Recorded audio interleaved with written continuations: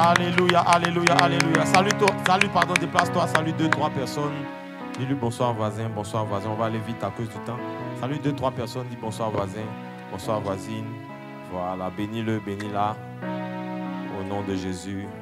Merci Seigneur. Père, nous voulons donner toute la gloire à ton Saint-Nom. Merci pour ta grande fidélité. Nous savons que tu es là.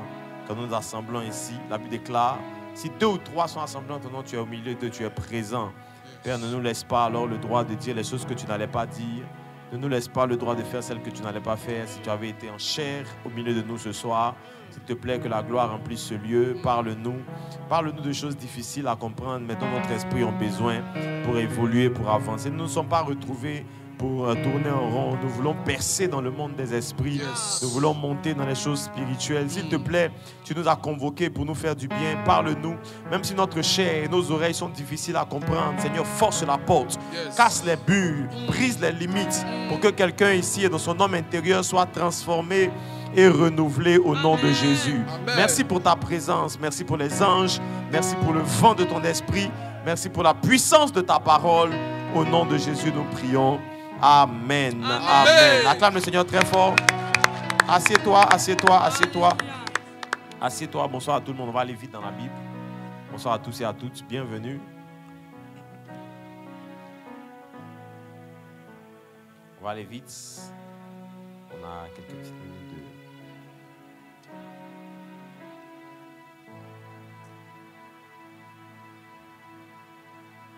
Je prie que nous supra abemenes rakadabos superemenefente pra.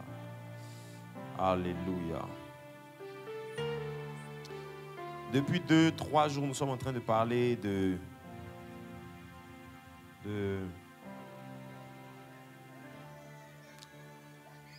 nous sommes en train de parler des sens et de la sensibilité spirituelle. Depuis 2 ou 3 jours, nous sommes en train de parler de ces choses-là et je crois que Dieu est en train de nous faire beaucoup de bien. Amen. Et j'ai voulu vraiment prendre le temps. C'est vrai que j'aurais aimé pouvoir vous dire plein d'autres choses, mais à un moment donné, il ne faut pas juste vouloir accumuler la matière. Il faut laisser ce que l'Esprit veut faire, laisser l'Esprit faire ce qu'il veut faire. Et j'ai vraiment voulu rester sur ça pour que même si on passe toute la semaine dessus, que Dieu nous dise les choses qu'il a voulu nous dire. Parfois, je me dis que ces choses-là sont un peu complexes, mais je crois que ces choses-là aussi sont en même temps utiles. Amen. Utiles pour que cette année, ce soit l'année où ton esprit soit libéré des contraintes de la chair et qu'il puisse monter dans les choses de l'esprit au nom de Jésus de Nazareth. Amen. Qu'en sortant de ces 10 jours, que Dieu te donne envie de jeûner plus, Dieu te donne envie de prier plus, Dieu te donne envie de plus le chercher au nom de Jésus. Amen. Amen. Et depuis 2 ou 3 jours, je vous ai montré que notre esprit a des sens. Je ne vais pas revenir sur certaines choses pour qu'on puisse avancer, parce que je pense que la plupart d'entre nous, on était là dans la semaine. Et même pour les autres qui ne sont pas là, je pense qu'ils ont suivi sur Internet. Donc, je ne vais pas revenir sur tout ce que j'ai dit. Mais principalement, je vous ai dit que notre esprit, de même que nos sens, de même que notre corps, notre esprit aussi a des sens. Notre esprit a des sens et on a souvent appris à développer les sens du corps, mais on n'a pas appris à développer les sens de l'esprit. Amen. On a appris, je répète, à développer les sens du corps. On n'a pas appris à développer les sens de notre esprit. Et parfois, on connaît bien tout ce qui est naturel, mais on ne connaît pas bien tout ce qui est spirituel. Et je vous ai dit que l'homme, d'ailleurs, l'homme lui-même, c'est l'esprit. Quand on parle de l'homme, l'homme, ce n'est pas le corps. L'homme, c'est un esprit que Dieu a mis dans un corps. Donc, si on dit l'homme, si on t'appelle par ton nom aujourd'hui, que tu es debout, que tu marches, tu parles, etc., c'est parce qu'il y a un esprit à l'intérieur de toi qui vit et puis qui travaille à l'intérieur de ce corps-là. Amen. Et très souvent, c'est bien de bien connaître le corps, la chair et tout ça. Mais la Bible dit, il est clair dans la Bible dit les désirs de la chair sont contraires aux désirs de l'esprit. Il dit, si vous voulez marcher selon l'esprit, vous devez vous débarrasser de la vie ou de la marche ou des désirs qui sont liés à la chair. Donc c'est important, même si on connaît le corps, c'est important qu'on comprenne aussi comment l'esprit fonctionne. Et je vous ai expliqué depuis quelques jours que le sens principal qui nous donne accès au monde, parce qu'il y a 2 mondes, aujourd'hui je vais bien vous expliquer ça aussi, il y a 2 grands mondes, il y a 2 réalités, je vais bien vous expliquer ça, mais le sens qui nous donne accès à ces différents mondes-là, ce sont des yeux. C'est le sens principal. Les yeux nous donnent accès au monde naturel ou bien nous donnent accès au monde spirituel. Amen. C'est pour ça que je vous ai dit que quand vous allez voir les yeux de notre tête nous permettent de voir le monde qui est là. Le monde qui est visible. Le monde que la Bible appelle le monde visible. Tout le monde dit le monde visible. Le monde visible, c'est ce monde-là. J'essaie même de trouver les mots, c'est difficile. Mais bon, c'est le monde qui est là. Je pense que vous comprenez. C'est le monde qui est là, sous nos yeux, qui est ouvert sous nos yeux ici. Mais il y a un autre monde dont la Bible parle. Et d'ailleurs, l'apôtre Paul aux Corinthiens, il dit ceci. Il dit, nous reconnaissons que tout ce qui est visible a été tiré, a été fait de ce qui est invisible. Donc ce monde-là n'est que le résultat de l'existence du monde invisible. C'est parce qu'il existe un monde qu'on ne voit pas. Et c'est de ce monde qu'on ne voit pas là qu'est sorti les choses qu'on voit. Amen. Amen. Et le monde invisible est plus réel que le monde visible. Le monde invisible, il n'est pas irréel, il est juste invisible. Je répète, il n'est pas irréel, il est invisible. Dis à ton voisin, il n'est pas irréel, il est invisible. Ça veut dire que nos facultés naturelles, nos yeux naturels ne peuvent pas voir ce monde. Et ça veut dire que la façon dont on voit avec les yeux, on ne voit pas ce monde-là de cette façon-là. Amen. Et c'est pour ça que je vous ai dit que la première chose que Jésus fait, et le plus grand des miracles que Jésus a accompli dans toute la Bible, c'est qu'il a ouvert les yeux des aveugles. C'est le seul miracle dans la Bible, en tout cas dans les évangiles, qu'aucun autre homme n'a fait avant Jésus ni après Jésus. Amen. Et il dit d'ailleurs dans le livre de Luc, chapitre 4, il dit, je suis venu pour que les aveugles recouvrent la vue. Parce que c'était le sens principal. C'est ce qui nous permet, il a dit à Nicodème, je répète tout ça, hein, il a dit à Nicodème, c'est quand tu nais de nouveau, tu peux voir le royaume. C'est ce qui nous permet, n'est-ce pas, de voir le monde invisible, de voir une autre réalité différente de la réalité matérielle. Amen. Claque le doigt si on peut avancer. Ok, je vous ai parlé aussi hier et avant-hier, un tout petit peu des oreilles et du nez. Et je vous ai dit que les oreilles nous ouvrent dans le monde spirituel à ce qu'on appelle l'univers des sons, des fréquences et des musiques. Donc, toutes les informations sonores par lesquelles on peut capter un message de Dieu. Je vous ai aussi dit que le nez nous ouvre à l'univers des odeurs et des parfums. Et je vous ai montré que tous les êtres humains ont un parfum. Quand je dis un parfum, ce n'est pas le parfum qu'on met sur nous, qu'on pompe là, mais il y a une odeur. Chacun d'entre nous a une odeur dans le monde spirituel. Et c'est comme ça que Jacob dit de son fils, Isaac dit de son fils Jacob, il dit, mon fils a l'odeur. L'odeur de mon fils, c'est comme l'odeur d'un champ il dit quoi? Qu'est-ce qu'il a dit? Un champ que l'Éternel a béni. Amen. Donc, chacun d'entre nous a... Mais je vais revenir un peu sur même l'histoire de Jacob tout à l'heure, parce qu'il n'a pas fait que sentir. Hier, je vous disais qu'en plus d'avoir senti, il a même touché aussi. Amen. Il a touché aussi. Je vais revenir sur ça aujourd'hui, parce qu'aujourd'hui, je vais vous parler du toucher, ou si vous voulez, de ce que moi j'appelle l'univers de la matière. La main ou le toucher, enfin, les doigts nous permettent de toucher, mais il y a une main aussi dans le monde invisible, il y a une main dans l'esprit qui nous permet aussi de toucher les choses. Amen. Il y a une main dans l'esprit qui nous permet de toucher les choses. Mais avant de bien vous expliquer ça, je suis obligé de vous expliquer un certain nombre de principes qui vont vous permettre... Moi, j'aime qu'on comprenne bien. Amen. Voilà, j'aime qu'on comprenne bien. Je n'aime pas quand on finit d'enseigner et puis ça laisse un peu de questions dans l'esprit. Les choses ne sont pas bien claires. J'aime qu'on comprend bien. Amen. Et donc, je suis obligé de vous expliquer certains points importants.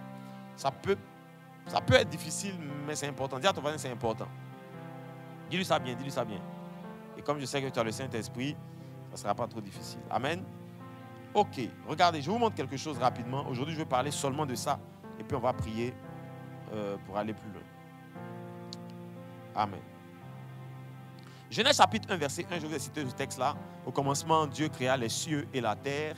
C'est un texte important. Il dit, au commencement, Dieu créa les cieux et la terre. Répète avec moi, au commencement, Dieu créa les cieux et la terre. On peut avancer maintenant?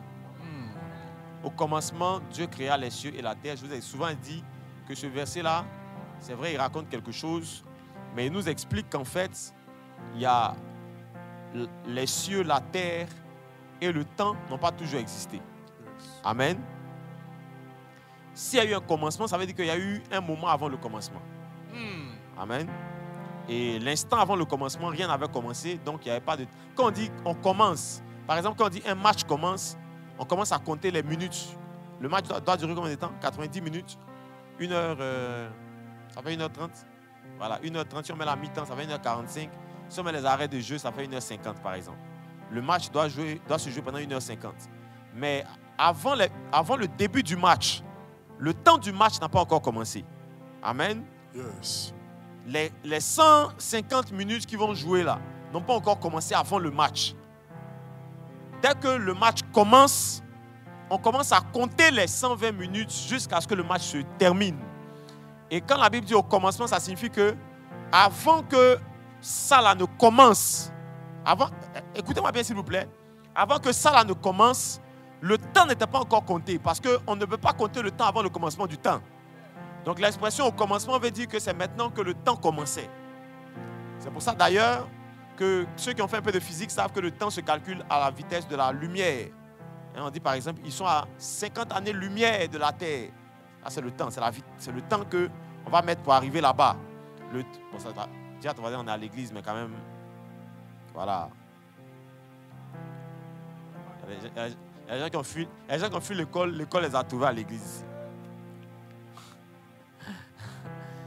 Amen. Et c'est pour ça que la Bible dit dans Timothée que Dieu habite une lumière inaccessible, ou une lumière dont on ne peut pas calculer la vitesse. C'est ce que Timothée dit. Une lumière inaccessible qu'aucun homme n'a vue ni ne peut voir. Parce que Dieu habite un endroit où il n'y a pas de temps. Là-bas, là, il n'y a pas le temps. Là où Dieu est, on appelle ça l'éternité. Tout le monde dit l'éternité. L'éternité, c'est l'absence de temps. Est-ce que même le cerveau humain peut bien comprendre ça? L'éternité, c'est qu'il n'y a même pas de temps. C'est pour ça qu'on présente Jésus sur terre, on dit il est semblable, il a été fait semblable à Melchisedec, qui n'a ni commencement de jour ni fin de temps. Lui, on ne peut pas le compter. Quand il se présente à Abraham, il dit je suis celui qui suis. Il n'est pas celui qui est. Parce que s'il est, il est obligé d'avoir été et puis il sera après. Mais il dit je suis celui qui suis. Présent permanent, continuel, qui n'a jamais commencé, qui ne va jamais s'arrêter. Je suis celui qui suit. Parce que Dieu est issu d'un endroit où le temps n'existe pas.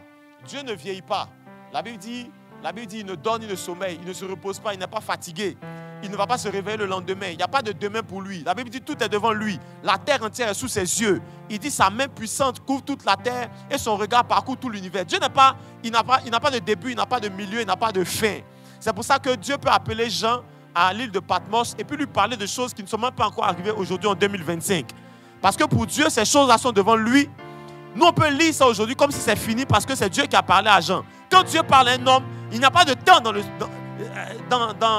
les phrases que Dieu donne à un homme. Il n'y a pas de temps. Il n'y a pas le passé, il n'y a pas hier, il n'y a pas demain, il n'y a pas aujourd'hui, il n'y a pas après-demain. Quand Dieu parle, la Bible dit, Dieu, le temps est devant lui parce qu'il est issu d'un endroit où il n'y a pas de temps. Est-ce que vous êtes avec moi? Dieu est dans l'éternité. Répète avec moi, Dieu est dans l'éternité. Maintenant, l'éternité, il ne faut pas la confondre avec... L'éternité, c'est le monde incréé. Je ne sais pas comment dire ça, Seigneur, aide-moi. L'éternité, c'est le monde qu'on n'a pas créé. Je ne sais même pas si je dois dire le monde. Je ne sais même pas si je dois dire l'endroit, le lieu, l'espace. En tout cas, l'éternité, c'est l'incréé. C'est ce qu'on n'a jamais inventé. C'est pour ça que personne n'a créé Dieu. Personne ne l'a jamais fait. Personne n'a été avant lui. Personne ne peut dire, moi j'ai vu quand Dieu a commencé. Il n'a jamais commencé un jour. Il était là. Vous voyez, non? L'éternité, ce n'est pas un endroit où les choses commencent, où on crée. Parce que toutes les fois où on crée, il y a un début. Amen. Amen. C'est pour ça qu'il est le créateur lui-même qui n'a jamais été créé par personne. Parce que lui, il n'a pas de début. Et l'éternité, c'est l'endroit où il n'y a pas de commencement. C'est l'endroit où il n'y a pas de création. C'est l'endroit où il n'y a pas de naissance. Où il n'y a pas de tout ça. Suivez-moi très bien. Claque le doigt si tu me comprends bien. Claque quand même. Même si tu ne comprends pas, il faut claquer. Ça va aller. Amen. Maintenant, pourquoi je vous dis ça? Parce que tout ce qui n'est pas dans cet espace-là n'est pas dans l'éternité. Parce que nous, souvent, les chrétiens, on pense que les esprits viennent de l'éternité. Ou les esprits travaillent ou opèrent dans l'éternité. Souvent, nous, les chrétiens, quand on pense au monde invisible, on pense à l'éternité. On pense que le monde invisible, c'est l'endroit où Dieu est. Le monde invisible n'est pas l'endroit où Dieu est. Le monde invisible, c'est l'endroit où les esprits sont, mais ce n'est pas l'endroit où Dieu est. Écoutez-moi très bien, s'il vous plaît. L'endroit où Dieu est s'appelle l'éternité. L'endroit où Dieu est, ce n'est pas le monde invisible. Dans le monde invisible, c'est un monde qui a été créé. Et j'aime bien vous expliquer ça maintenant. Dis avant sa apôtre. C'est pour ça que dans le monde invisible, le temps existe. Genèse 1.1 que je vous ai lu tout à l'heure, 3 choses ont été créées. Le temps au commencement, l'espace, je vous répète ça toujours, et la matière. C'est les 3 choses qui ont été créées quand Dieu commençait le monde. Et ces 3 choses-là n'existent pas chez Dieu. C'est pour ça que Dieu n'a pas de... Il n'est pas en plastique, il n'est pas en caoutchouc, il n'est pas en terre, il n'est pas en... Vous voyez de quoi je parle? Dieu n'a pas de matière. C'est pour ça que Dieu peut créer à partir de rien. Parce que là où il est là, il n'y a pas de matière. Dieu peut appeler les choses qui n'existent pas, il peut les appeler à l'existence à partir d'aucune substance. Si l'homme veut créer une chaise, si l'homme veut inventer quelque chose, il a besoin d'une matière. Pour faire ça là, on a besoin de bois. Pour faire ça, on a besoin de caoutchouc, de plastique, de ceci, de cela. Tout ce que l'homme va inventer, même pour faire un enfant, on a besoin de spermatozoïdes. Il n'y a personne sur terre ou dans la création qui peut inventer à partir de rien. Qui peut inventer à partir de... Parce que la matière, tout ce qui est sur terre là, tout ce qui est dans le temps qui a été créé, il y a la matière dedans. Mais pour Dieu, il n'y a pas de matière. C'est pour ça que tout est sorti de lui à la vitesse de sa parole. Il a dit la chose est arrivée sans que la chose ait besoin de s'accrocher à du bois, à de l'eau, etc. L'eau même n'existait pas, il a parlé, l'eau est arrivée à l'existence. Le feu n'existait pas, il a parlé, la terre n'existait pas, il a parlé, parce que lui peut créer à partir de absolument rien. Mais dans la création, tout est soumis au temps, à l'espace et à la matière. Écoutez-moi maintenant, s'il vous plaît, dis avant sa poudre. Ça veut dire que tout ce qui est créé est dans un temps, est dans un espace et a une matière. Je répète, tout ce qui a été créé un jour est dans un temps, est dans un espace et a une matière. Suivez-moi maintenant, écoutez-moi bien. Quand Dieu a créé l'homme, vous et moi, je parle de Adam et Ève, donc nous les hommes avec ça, la chair là. Quand Dieu nous a créés, il nous a créés au commencement. Il nous a créés comment? Au commencement. Mais quand on lit le livre de Job, je vous pose une question. Est-ce que, au moment où on créait Adam et Ève, est-ce que les anges existaient ou pas? Ils existaient, non? Bon, si les anges existaient, à quel moment ont-ils été créés? Vous voyez de quoi j'essaie de vous parler? Parce que le commencement dont on parle ici, c'est le temps d'Adam. C'est le temps de l'homme. Suivez-moi bien. C'est important ce que je vais vous dire. Je vais vous parler du toucher, mais suivez-moi bien. Je suis obligé de commencer ici. C'est le temps de l'homme. Mais il y a un autre temps avant le temps de l'homme, qui était le commencement d'autres créatures, d'autres esprits. C'est pour ça que dans Job, la Bible dit, quand Dieu maintenant faisait l'homme, ici, là, la Bible dit les créatures, les étoiles du matin et les fils de Dieu poussaient des chants d'allégresse et chantaient des chants. Parce que eux, ils étaient déjà créés avant et ils pouvaient voir l'homme quand on le créait après. Vous êtes avec moi?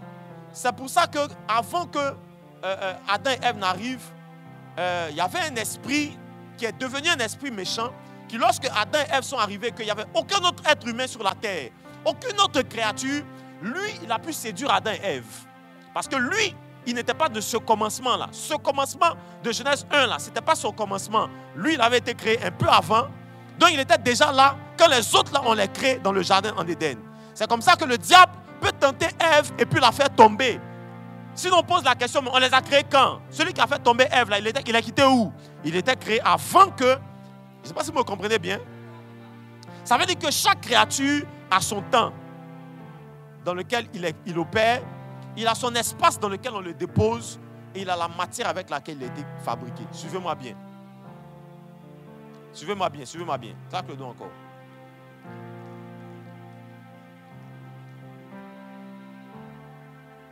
Maintenant, quand Dieu a fait Adam et Ève, il les a mis dans le monde visible. Donc, Adam et Ève, là, nous, on nous a enfantés. Nous, les Adam et Ève, on nous a enfantés dans ce monde visible. Mais quand Dieu a fait les gens d'avant Adam et Ève, il les a mis dans un autre monde, dans un autre espace. L'espace dans lequel on a mis Adam et Ève, c'est ça qu'on appelle le monde visible. L'espace dans lequel les créatures, les esprits angéliques Et toutes les autres créatures qui ont existé avant Adam ont été créées là. Cet espace-là, c'est ça qu'on appelle le monde invisible. C'est pour ça que pour entrer dans le monde visible, donc pour entrer dans l'espace d'Adam et Ève, nous tous, on sait qu'il ne s'agit pas d'un serpent. Nous tous, on le sait. Ou bien, on sait qu'il a tenté Adam et Ève, mais pour entrer dans son espace, pour pouvoir la faire tomber, il est entré dans son espace avec un corps qui correspond à l'espace et au temps dans lequel eux ils existaient. Yes. C'est comme ça qu'il a emprunté le corps du plus rusé de tous les animaux des champs à cette époque. Il est entré dans son corps pour pouvoir tenter Adam et Ève. Mais sinon, quand il sort de l'espace d'Adam et Ève, lui aussi, il est dans un autre... Est-ce que vous me comprenez bien? J'essaie de vous expliquer ça le plus simplement possible pour que ça puisse passer. Donc ça veut dire que chaque créature, que ce soit les esprits qui ont existé avant nous, ou que ce soit nous-mêmes, Dieu nous a mis dans un temps, dans un espace, et on a été créé avec une matière. La matière de l'homme, c'est que Dieu prit la poussière de la terre, il forma l'homme, vous avez déjà lu ça, on a déjà lu ça plusieurs fois, et puis il en fait un être vivant en soufflant à l'intérieur de lui. Et l'homme devient une âme vivante. L'homme qui est sur terre et toutes les autres créatures qui sont avec lui, les animaux, etc. Nous tous, on a un corps. Les poissons ont été faits de l'eau. Quoi encore? On dit dans la Bible.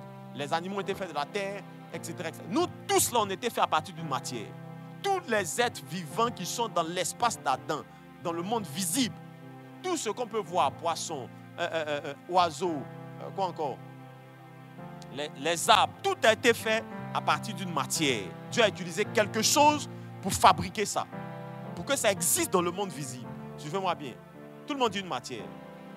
Mais ça veut dire aussi que les esprits qui ont été créés avant nous ont été créés en utilisant une matière qui est différente de la matière qu'on prend pour créer l'homme, les animaux, les plantes dans le monde visible. D'ailleurs, dans le monde invisible, le temps est différent du temps dans lequel Adam travaille. Dans le monde visible, dans le monde invisible, l'espace est différent de l'espace dans lequel Adam travaille. Dans le monde invisible aussi, donc, la matière est différente de la matière dans laquelle on a pris les choses pour fabriquer les hommes. Suivez-moi bien, s'il vous plaît. Donne-moi un caillou, pardon. Si tu prends dans le monde visible, la matière c'est ça, c'est tout ce qu'on peut toucher, c'est tout ce qui est, tous les corps qu'on peut toucher qui existent sur Terre. Ça, on appelle la matière. La matière, c'est que, ouais, c'est solide, ça tient dans la main. On peut toucher, on peut voir. Même si vous mettez de l'eau dans votre main, vous pouvez contenir l'eau dans le creux de la main. C'est de la matière. Mais sur terre, il y a de la matière. Tout le monde dit la matière. Et quand Dieu fait l'homme, il prend la poussière de la terre et puis il prend cette matière-là pour fabriquer l'homme. Il prend cette matière-là pour fabriquer l'homme. Il souffle dedans et puis l'homme devient un corps dans lequel il y a un esprit. Comprenez-moi bien, claque le doigt si tu me comprends.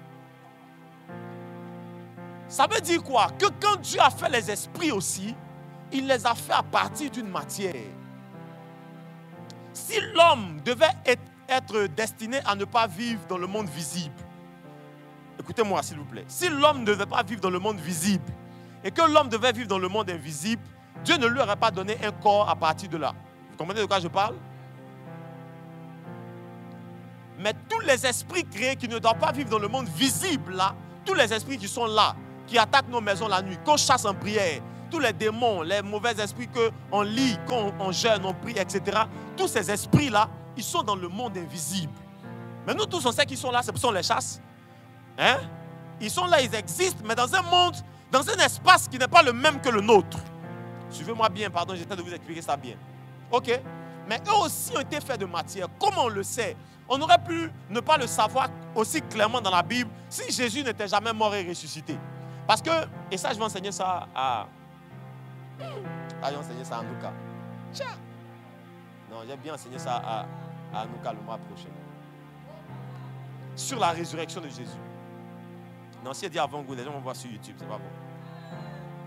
Mais si Jésus n'était pas mort et ressuscité, on n'allait pas bien comprendre que même les esprits ont un corps, ont un type de corps, j'ai envie de vous dire. D'ailleurs, lisons nos Bibles.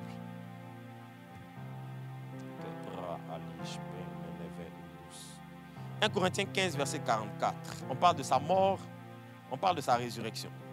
On dit Jésus a été semé corps animal ou corps physique. Ok? Il ressuscite corps spirituel. S'il y a un corps animal, il y a aussi un corps spirituel. On est dans vos Bibles, non? 1 Corinthiens 15, verset 44. Quelqu'un peut me lire une autre version, peut-être? Une autre version rapidement, allons vite. 1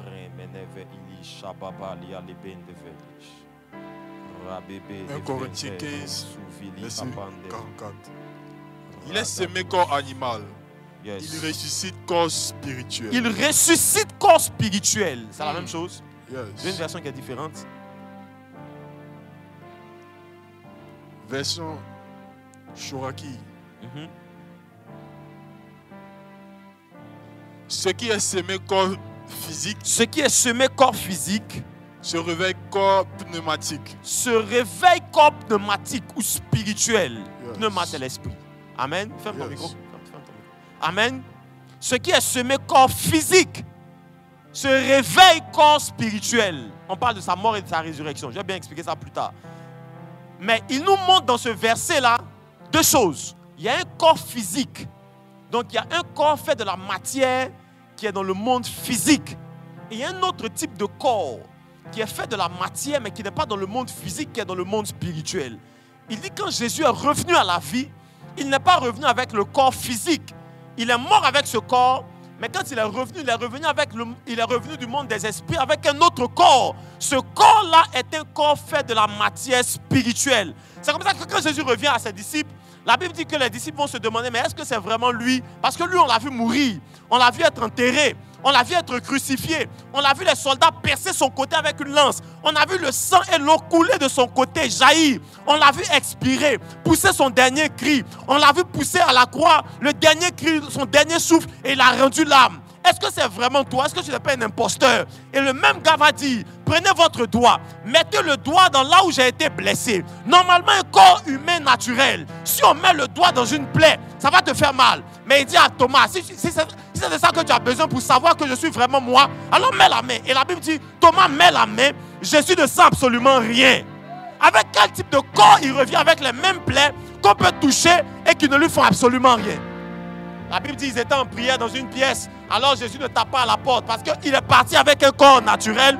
Il est revenu avec un autre type de corps. La Bible dit qu'ils étaient assemblés dans la pièce. Jésus passe par la porte et puis il entre dans la pièce et puis il dit bonjour les gars. Ils se retournent et disent mais ce n'est pas Jésus qui est là. Lui c'est moi. Je suis parti avec un type de corps. Je suis revenu avec un autre type de corps. Parce qu'il existe des corps matériels mais il existe aussi des corps comment? Spirituels. Ça veut dire que le type de matière qui est utilisé, écoutez-moi les amis, le type de matière qui est utilisé dans le règne de l'esprit est différent du type de matière qui est utilisé dans le... Tout ça, je vous explique ça pourquoi. Pour vous montrer que quand le sens du toucher nous permet de toucher la matière, dans le monde naturel, mais dans le monde des esprits, il existe aussi des matières. Et à quoi sert la matière? Si par exemple vous êtes malade, le médicament qui nous soigne, c'est la matière qui fabrique. Si vous voulez dormir et que vous avez besoin de maison, regarde là par exemple, on a besoin de faire un temple, c'est la matière on prend pour construire le temple dans lequel on va prier. Si vous êtes nu, que vous avez besoin de vous habiller, c'est la matière qu'on va prendre pour fabriquer les habits. En d'autres termes, dans le monde naturel et d'ailleurs dans le monde même invisible, la matière c'est la solution. Je répète, dans le monde naturel, la matière c'est la solution. Tous les besoins que vous avez doivent être comblés par la matière. Si vous avez faim, vous devez trouver quelque chose que vous allez mettre dans votre ventre, puis vous allez manger. C'est pas ça? Peu importe ce que vous avez comme problème. Et quand on veut vous faire du bien, on veut régler vos problèmes, c'est la matière. Mais même quand on veut détruire et on veut vous créer des problèmes, c'est de la matière. On va vous agresser avec un couteau, vous allez vous blesser en jouant au football, vous allez tomber, on va lancer un caillou sur toi, ça va te blesser, ou etc., etc., etc., etc. Amen? Où les hommes vont faire des armes, ils vont se tirer dessus, ils vont mourir. Donc la matière peut solutionner, la matière peut détruire. Suivez-moi très bien s'il vous plaît. Dis avec moi, la matière peut solutionner et la matière peut détruire. Et dans notre corps naturel, le toucher là, c'est le sens qui nous permet d'être en contact avec la matière, qui permet de manipuler la matière. Par exemple, si vous êtes une pâtissière, vous faites les gâteaux. Vous allez prendre un peu de farine, un peu d'huile, un peu de quoi encore? Un peu de sucre, un peu de lait, un peu de quoi? Beurre, tout ça. Vous allez malaxer tout ensemble. Il y a une façon, il y a un art. Vous voyez quoi? Il y a un art de la manipulation de la matière en fonction des domaines dans lesquels vous opérez. Quand vous allez prendre par exemple un garbaman, hein, chacun sait manipuler sa matière. Lui, quand il te prend le truc comme ça, quand il ouvre son sachet d'atchéké, quand il remue l'atchéké comme ça, truc comme ça, quand il fait comme ça, quand il pousse ça dans ton assiette comme ça, atchéké 200. Chacun sait manipuler, chacun sait manipuler sa matière. Mais la dame là, elle peut prendre différents éléments de matière, elle les met ensemble, elle les malaxe, elle les dose, et puis elle fait un gâteau que tu manges, pour lequel tu es rassasié, que tu trouves bon. Ça veut dire que le toucher, c'est l'art de la manipulation de la matière pour créer des solutions. Écoutez-moi bien s'il vous plaît, ce que je vous dis est très important, c'est très sérieux. Avec le toucher, Dieu nous a donné la capacité d'être en contact avec la matière, mais aussi de la manipuler. Ceux qui fabriquent les gâteaux pour qu'on mange manipulent la matière, mais aussi ceux qui fabriquent les armes pour qu'on s'entretue manipulent la matière. Le pistolet, il y a un peu de bois, il y a quelqu'un qui réfléchit. Je vais mettre un peu de fer ici, je vais mettre là, ici je vais mettre une balle comme ça. Si la balle est pointue, quand on va tirer à telle vitesse, ça va rentrer dans le corps du gars, ça va le tuer et puis il va tomber. La manipulation de la matière peut faire du bien comme peut faire du mal. Mais le sens qui nous permet de manipuler la matière, c'est le toucher. Dis à ton voisin, c'est le toucher. Et à quoi sert donc le toucher dans l'esprit? Le toucher, c'est la science, enfin, c'est le sens qui nous permet d'avoir le contrôle et la manipulation de la matière qui n'est pas naturelle, mais qui est spirituelle. Le type de corps et de matière qui a composé le corps avec lequel Jésus est revenu là. J'ai envie de lui poser la question le jour où je vais le voir. Je vais lui demander, mais qu'est-ce qu'il fait? Moi, je sais que mon corps a été fait de la terre. Mais toi, ton corps qui passe à travers les murs, ont été fait de quoi? Il a été fait de quoi? Ça veut dire que ce corps-là est composé de quelque chose.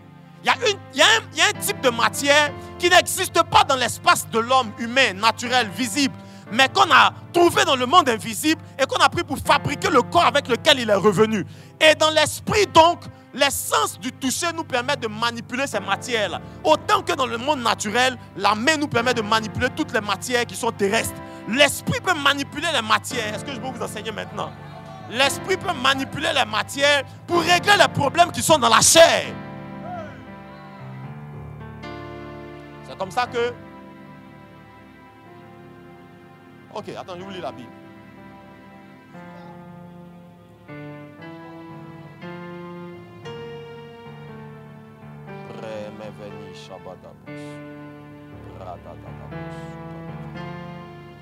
Job chapitre 1 verset 11. Vous connaissez le texte de Job 1, Job 2. Satan se retrouve au milieu des fils de Dieu. Dieu dit, tu viens d'où, etc. Je viens de parcourir la terre. As-tu vu mon serviteur Job? Oui, il est intègre parmi tout, etc., etc. Et puis, regardez ce que Satan va dire. Il dit, mais étends ta main, touche à ce qui lui appartient. Je suis sûr qu'il te maudit en face. Satan regarde, ils ne sont pas sur terre, ils sont dans le règne de l'esprit. Et puis Satan dit à Dieu dans le règne de l'esprit, étends ta main, touche à ce qui lui appartient. Vous allez voir on va voir si il va continuer à te servir et à marcher avec toi.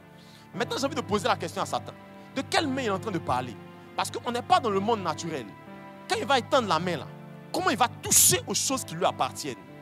Comment est-ce qu'il va pouvoir détruire la vie de Job, ses affaires, son foyer, sa famille, en étendant sa main à partir du monde des esprits?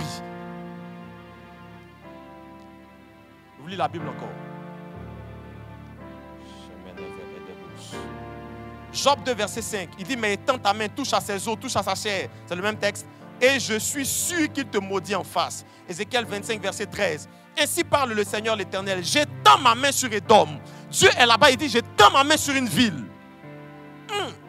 J'en extermine les hommes et les bêtes. J'en fais un désert. De Théman jusqu'à Dédan, ils tomberont par l'épée. Dieu dit, il ne fait qu'étendre sa main et les hommes tombent en Édom. Ézéchiel 25, verset 16. Ainsi parle l'Éternel, le Seigneur. Voici, je tends ma main sur les Philistins.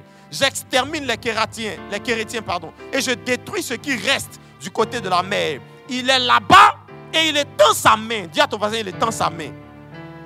J'ai lu l'histoire de Moïse. Moïse, c'est l'homme des miracles à la main étendue. Moïse, l'homme des miracles à la main étendue. Exode 10, verset 21. L'Éternel dit à Moïse, étends ta main vers le ciel et qu'il y ait des ténèbres sur tout le pays d'Égypte et qu'on ne puisse plus, et que l'on puisse les toucher. Exode 14, le verset 16. Il dit, toi, lève ta verge, étends ta main sur la mer et fends-la. Et les enfants d'Israël entreront dans la mer à sec. Exode 14, le verset 26. L'Éternel dit à Moïse, étends ta main sur la mer et les eaux redeviendront sur les Égyptiens, sur leurs chars et sur leurs cavaliers. Exode chapitre 8, le verset 1. Il dit, l'Éternel dit à Moïse, dis à Aaron, étends ta main avec la verge sur les rivières, sur les ruisseaux, sur les étangs. Fais monter les grenouilles sur tout le pays d'Égypte. Exode 10, le verset 12. L'Éternel dit à Moïse, étends ta main sur le pays d'Égypte, que les sauterelles montent sur le pays d'Égypte et qu'elles dévorent toutes leurs herbes de la terre et tout ce qui toutes les grêles qui leur ont été laissées. Exode 9, le verset 22. L'Éternel dit à Moïse, étends la main vers le ciel et qu'il y tombe de la grêle. Étends la main vers le ciel et qu'il y tombe de la grêle dans tout le pays d'Égypte, sur les hommes, sur les animaux, sur toutes les herbes des champs et dans tout le pays d'Égypte. Exode 7, de verset 19. L'Éternel dit à Moïse, dis à Aaron, prends la verge, étends la main sur les eaux des Égyptiens, sur les rivières, sur le etc., etc. Dieu n'a fait que dire ça à Moïse. Et les miracles que Moïse a accomplis, il a juste étendu la main vers le ciel et la grêle tombe. Il a étendu la main vers le pays et la misère est arrivée. Je vous ai dit tout à l'heure que dans l'art de la manipulation de la matière, on peut utiliser la matière pour faire du bien, on peut utiliser la matière pour faire du mal. Quand Moïse étend la main, ce qui se produit sur terre, c'est qu'il y a des éléments de matière dans le monde de l'esprit qui se mettent ensemble et qui descendent sur la terre en Égypte sous forme de grêle. Qu'est-ce qui s'est produit? Moïse a utilisé non pas sa main physique, parce que la main physique de Moïse ne peut pas produire de la grêle. Quand il étend la main, il y a la main derrière la main qui active la matière dans le monde de l'esprit. My God, can I preach? C'est pour ça qu'un homme peut rester de sa position. Quand Dieu lui dit étends la main, il est en train de manipuler la matière dans le monde spirituel. Il est en train d'arranger les choses, les éléments. Il y a peut-être, si je veux te faire du mal, je prends des cailloux ici, je ramasse, je lance sur toi, je te fais du mal. Mais en réalité, quand il étend la main, c'est la main derrière la main qui prend des éléments de matière dans le monde spirituel. Et puis qui rassemble ça, qui balance ça sur l'Égypte. Et l'Égypte a un problème. Je prie pour toi. Quand tu vas étendre la main, tes adversaires seront... Est-ce que quelqu'un peut me dire amen? Dis-moi amen, dis-moi amen. C'est comme ça que dans la main, les Juifs savaient que dans la main, il y avait la transmission de l'héritage. Le petit garçon n'avait pas vu son papa depuis plusieurs années. Il était en Égypte, il a grandi là-bas, il a fait des enfants, il a pris des postes de responsabilité. Quand il voit son père, il revoit son père après plusieurs années. La première chose qu'il fait, il emmène ces deux garçons qu'il a eu en Égypte que son papa n'a pas connus. Il dit, papa, s'il te plaît, bénis-les de ta main. La Bible dit, il va étendre la main sur les deux enfants. Il sait que les enfants peuvent ne pas avoir quelque chose. Les Juifs savent que les enfants peuvent ne pas avoir quelque chose, même à la naissance. Tu peux ne pas avoir une aptitude à la naissance. Tu peux ne pas avoir des qualifications qui te permettent d'avoir certaines choses dans la vie. Mais si une main s'est étendue, il peut manipuler. Est-ce que je peux parler ici?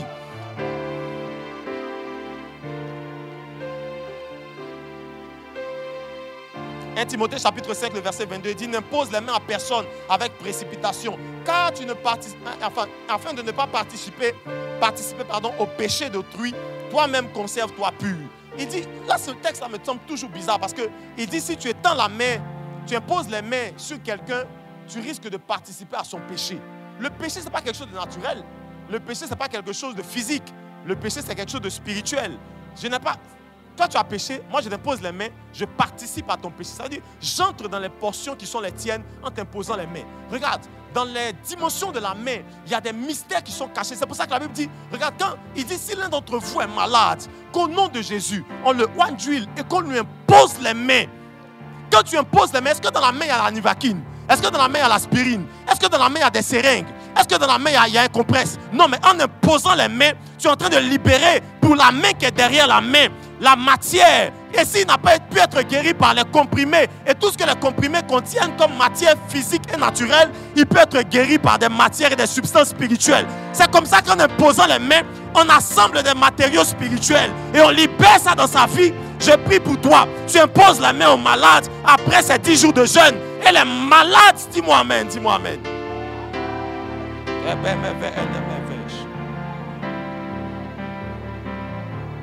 Matthieu chapitre 9 au verset 18. La Bible dit, tandis qu'il leur adressait ces paroles, voici un chef arriva et se prosternait devant lui. Et il lui dit, ma fille est morte. Il est un instant, mais viens, impose-lui les mains et elle vivra. Marc chapitre 7, le verset 32. On lui emmena un sourd qui avait des difficultés à parler. On le pria de lui imposer les mains. Eux-mêmes, ils demandent pardon. Impose seulement les mains. Parce qu'on a essayé avec les matières naturelles. On a essayé avec la médecine naturelle. On a essayé avec tout ce qu'on savait des médecins et de tout ça. Ça n'a pas fonctionné. Maintenant, impose les mains. Étends ta main pour que tu actives des éléments qui ne sont plus naturels et qui peuvent régler des problèmes dans la sphère naturelle. Je prie pour toi. Tu n'étendras pas les mains en vain. Dis-moi amen. La Bible dit, Marc chapitre 16 au verset 18, ils saisiront des serpents, s'ils boivent des breuvages mortels, ils ne leur feront point de mal. Ils imposeront la main aux malades et les malades seront guéris. Et les malades seront... Parce que les choses qui se produisent, c'est que lorsqu'on étend la main, on déploie le sens spirituel qui est derrière la main naturelle. Et autant la main nous permet de manipuler la matière, pour trouver des solutions ou créer des problèmes, autant la main ou le toucher dans le monde des esprits, le toucher de l'esprit qui est derrière cette main, peut utiliser les éléments de matière qui sont inconnus aux hommes. Les médicaments, c'est des molécules, c'est des cellules, on met ensemble, on dit on met ceci, on met cela ensemble, et puis si tu as le palud, ça va tuer tel microbe, telle bactérie. Si les scientifiques humains ont cette science pour mélanger les éléments de molécules, hein, ils prennent un peu de ceci, un peu de zinc, un peu de ça, et puis on dit si tu prends le zinc, ça te donne la force. Mais imaginez maintenant si une matière vient de l'invisible. Et Jésus, quand il revient, il vient montrer les limites de la matière naturelle sur la matière. Avec un corps naturel, on ne passe pas les portes, on tape à la porte et puis on ouvre. Matthieu chapitre 7, verset 7. Frappez, on ouvrira. Ça, tu es venu avec un corps naturel. Mais dans les limites que Jésus veut montrer de la matière naturelle avec la matière spirituelle, il dit dans la matière spirituelle, on n'a pas besoin de taper la porte. On entre par la porte. Parce que la matière naturelle peut avoir des limites. Et à plus forte raison, si les médecins peuvent mélanger de la matière naturelle pour nous soigner, imaginez maintenant si la main dans l'invisible s'en va prendre des éléments de molécules que la terre ne connaît pas. Et le sida peut être guéri par l'imposition des mains. Quelqu'un ne dit pas amen à ça.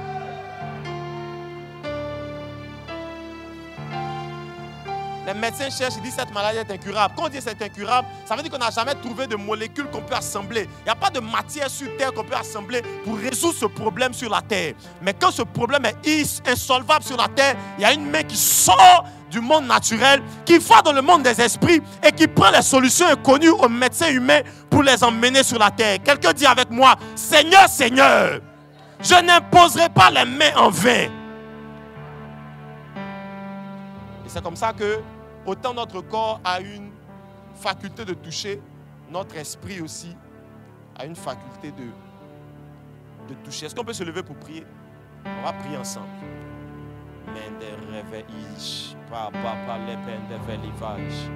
Est-ce qu'on peut prier ensemble? Dis Seigneur, après ce jeûne, je veux opérer dans l'onction et les miracles. Je suis chrétien, je ne suis pas le fidèle d'une église. Je suis enfant de Dieu. Je suis un roi sur la terre. Je suis une servante de Dieu. Il y a trop de malades dans mon entourage. Il y a trop de morts dans mon entourage.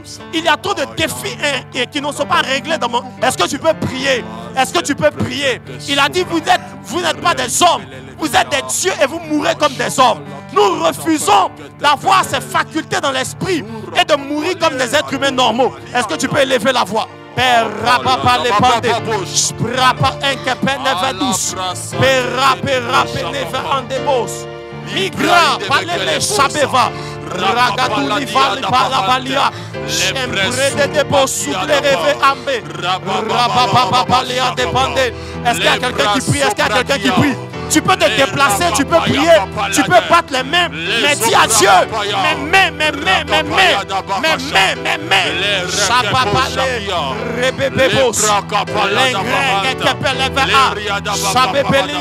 nous prions pour une église où les miracles s'opèrent, une église où les maladies se guérissent, une église où les morts reviennent à la vie. Rakepa, Rebebebos, Minte, Rapabo, Sata, Mangle, Reve et les pêches, Radepe et les pépépépépé, Mande, Rapapa. L'heure des miracles n'est pas passée. La saison des miracles n'est pas terminée. Le Dieu qui fait des miracles n'est pas mort. Chabébébébé, Rebeleve à l'épa, Chabande Belevanda. Magouche, Remevesh,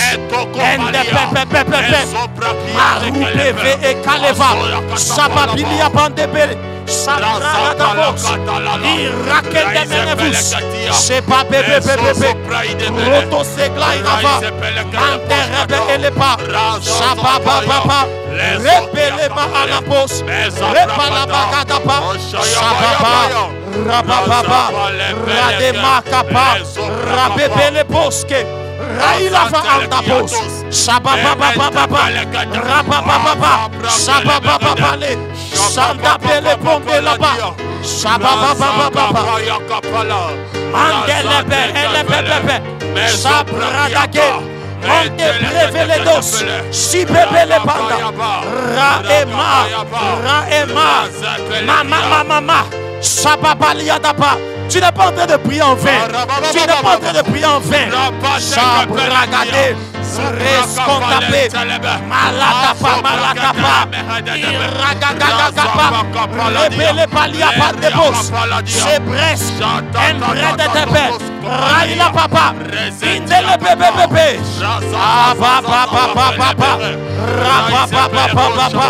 Père. Père, nous t'invoquons. Jamais que Pelekete, Radededebos, Raila Tapaya Bande, Rason ses effets, Indele Boka,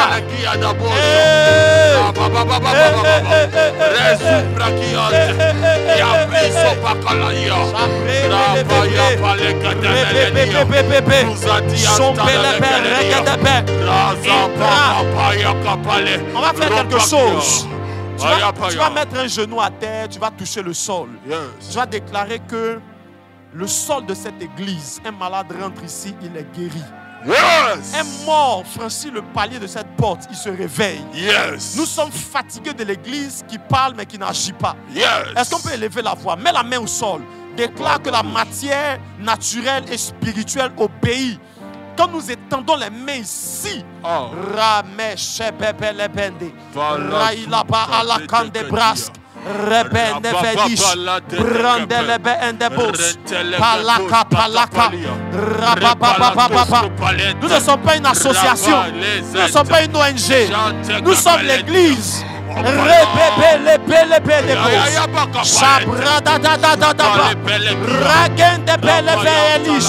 Seigneur, si ailleurs les morts restent morts, ici les morts reprennent vie. Si ailleurs les malades restent malades, ici les malades retrouvent la guérison.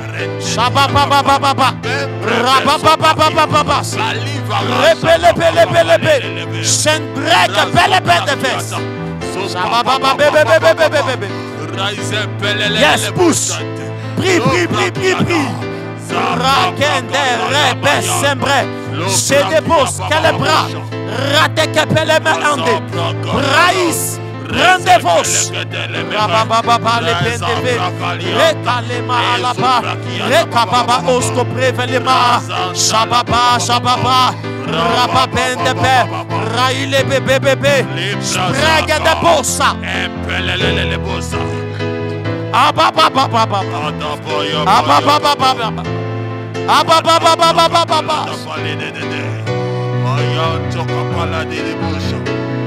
Brata la baba rababa senkete le belelosa ribrianto lo boshakia razo prakata la baba rakapaya kapayante le behe raze ke le bosa ide bele ke le bosa rababa rakepele le bosi ante le bekia raza preke lusia dapa rakapapa raze telekia telebosha raize bekele pele aya pakalalia rapapa laka raize pele kia telebia rapapa bosha kepe rentele plen suprakiada ripala katiada pasheke tepele rapapa rakapala dakiada pase ripriantele kiada Sopra ide belelede, sheke pelekia, ma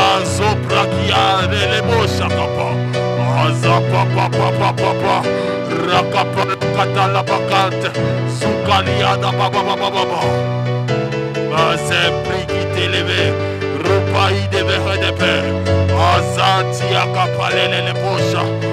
Ababa. Rakapala dada poshaka. Amala prente le posha. Repele qui adapa. Ayanta la baba posha. Ayanda la bakapale bedege. Rupala di adapa. Ama baba posha kapa. Ayede de bosi akapale neme. Rupranta le behede. Shapa papala. Pele mesha. Rebebebele de bos. Makina. Spredebo sevele beres. Mesianta palada. Yes. Esia supalea. Opaya payante le bekete. Aya paile peleki. Au nom de Jésus. Est-ce qu'on peut acclamer le Seigneur très fort? Tiens-toi sur tes pieds, acclamons le Seigneur. Yes. Alléluia. Pendant qu'on acclame, Dieu nous exauce. Yes. Nous scellons ces prières et nous croyons que Dieu va t'utiliser tes mains. Yes. Tu n'étendras pas tes mains en vain. Yes. Alors que tu lèves tes deux mains pour recevoir, Oh. qu'une puissance surnaturelle arrive dans tes mains. Amen. Que Dieu réveille les sens qui sont derrière tes deux paumes. Amen. Que les mains qui sont derrière tes mains se réactivent. Yes. Quand tu les étendras, Oh. la main de Dieu sera derrière. Amen. Les miracles se produiront. Amen. Tes enfants seront guéris. Amen. Ton mari sera visité. Amen. Ta maison sera restaurée. Amen. Alors que tu dis Amen à ça. Amen. Acclame le Seigneur très fort. Que Dieu te bénisse. Amen.